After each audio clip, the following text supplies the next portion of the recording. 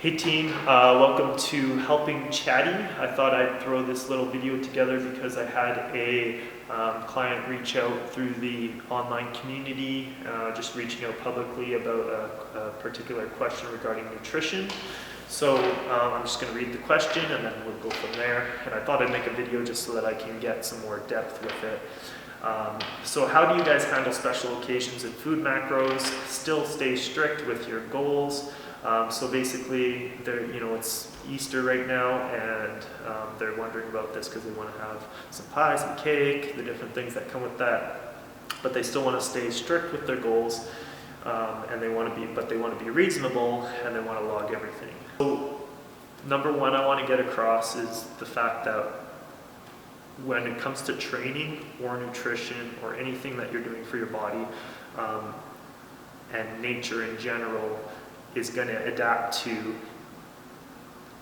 the circumstances that it's in. So whether that's adapting to the altitude, the air level, the oxygen level, and the altitude you live at, whether that's adapting to what's in your water wherever you live, whether that's adapting to the fact that there's lots of sun where you live, whatever it is, your body generally adapts over time to what it's exposed to, and it adapts based on the frequency and intensity of those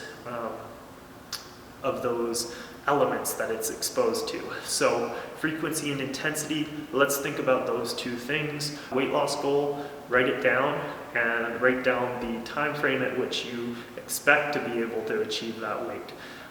Because after you achieve that weight, you should be rethinking everything so that you're no longer in that deficit, but also so that you're careful never to go into a surplus that's just going to bring you back to the lifestyle you were at before. You have that written down. Now we need to think, okay, let's take an example. A person wants to, let's say they want to lose 10 pounds a month, which is a reasonable goal, and let's just say they go, I'm going to do this in 6 months. Okay, I'm going to lose 60 pounds in 6 months.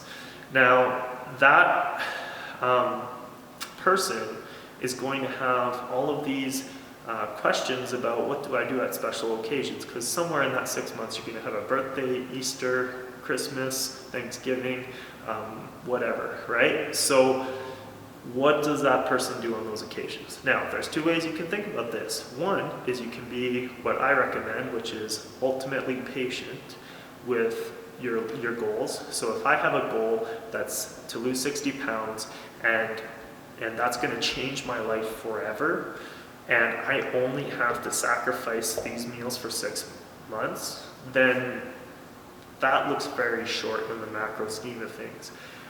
If it's an ongoing process and you believe your goal is going to take you a year or two, then obviously you can have compromises all along the way if you feel like that's something that's important to you to still experience those things. And sometimes it's really hard to be patient for even a few months. If you have a holiday coming up, you can get anxious, it couldn't come soon enough, this and that. And the reality is it's a very short amount of time, and we don't have a lot of time to get as much done by the time that 6 months goes by that we normally would have liked to achieve in that 6 months. And a large interesting thing about that is that by the time that 6 months is gone, we don't feel like we've got enough done, but at the same time we were too impatient to make minor changes like not eating a piece of cake on Thanksgiving. Now, that's one way to think about it. The other way to think about it is, depending on your goals and how long they'll take, you can look at it this way. So as we know, frequency and intensity, okay, so I have, let's make it simple, I have a weight loss goal, and the reason I'm overweight or I'm not at my desired weight is because I've continuously, frequently been eating a lot, which is the intensity of calories. So how often, so now I'm on a diet, okay, I'm in a deficit, I'm training 4 times a week. Now how often in that 6 months to a year or whatever your time frame is, am I eating overboard as if it was a special occasion? So let's say it's 1. Let's say you're on a 6-month plan and to get to your goal, and you have one birthday in the middle, and you eat a big supper, you eat 2 plates of turkey and you eat a bunch of stuffing and you eat this and that. Now, that is a one-time occurrence in that 6-month period. That might send you above and beyond your caloric daily recommendation for even a day or two, but at the same time, it only happened once. So remember, your body isn't going to adapt to it as much and it's not going to store as much of those fats and sugars as if it was a constant thing that was putting your body in a constant state of surplus. Or if you're on the 28-day goal smasher with me, guys, something really short where it's like, okay, because my goal is to really smash those goals in 28 days. Yeah, that's a different story, because if you get thrown off for a week, then that's a quarter of your journey, a quarter of your your journey on your way to your goal. But if it's like I said, if it's a longer time period, there's less of a macro effect on your plan. So the other thing is that I just wanted to make a note that I don't personally count calories. Because of the fact that I don't have weight loss goals, I don't have weight gain goals.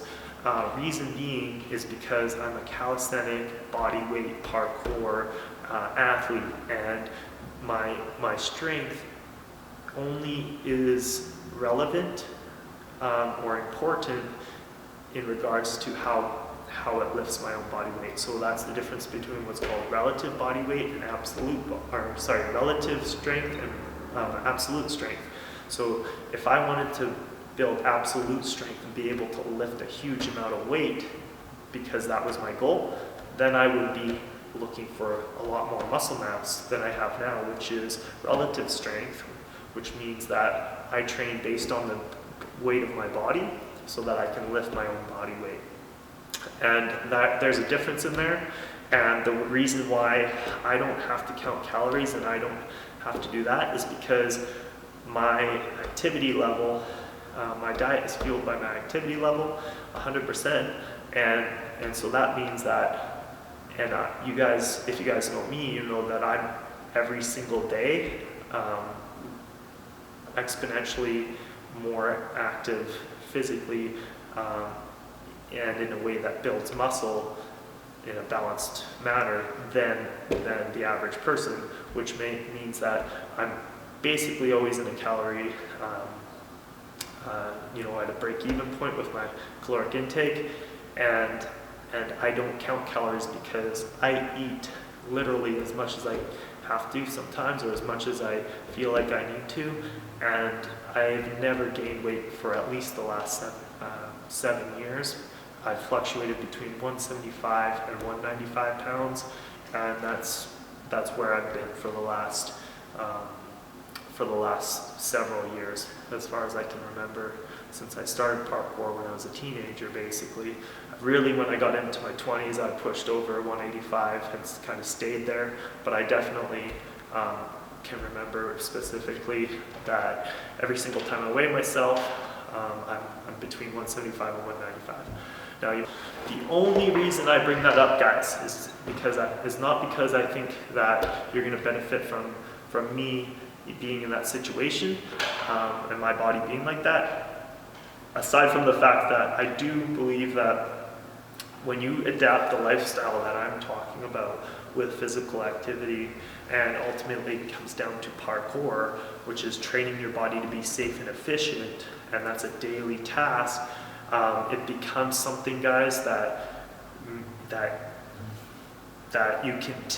makes your life a lot easier with all of this health and fitness stuff, because it's no longer a chore. It's actually a chore to sit still and do nothing all day. It's actually a chore not to go to the gym, because all of those things give you a very negative feeling that kind of you have to go against your nature to not go out and play at the playground, not go out and do your run, not go out, and it's completely a flipped mentality than the person who needs to be motivated on a weekly, daily basis to get to the gym. But you're not going to get there until you've hit your weight loss goal, you're at your optimal body weight, and you've been finding yourself through your movement and your movement, exercise, and sport, when you found yourself with all of that stuff, and not just find yourself like, I like hockey, but I can't play hockey because I hurt my knee, right? Not just that kind of find yourself with so much depth in it that it's like, I like hockey, I hurt my knee, I had to work really hard for 8 months to recover, to rehab my knee so that I could play hockey again, and now I have to continuously maintain that rehabilitation in my knee just so I can play hockey because I love hockey so much. That's what I mean by the depth of what you need to find yourself, guys. So I don't want to keep this too long. If you have any questions, comment below, and peace.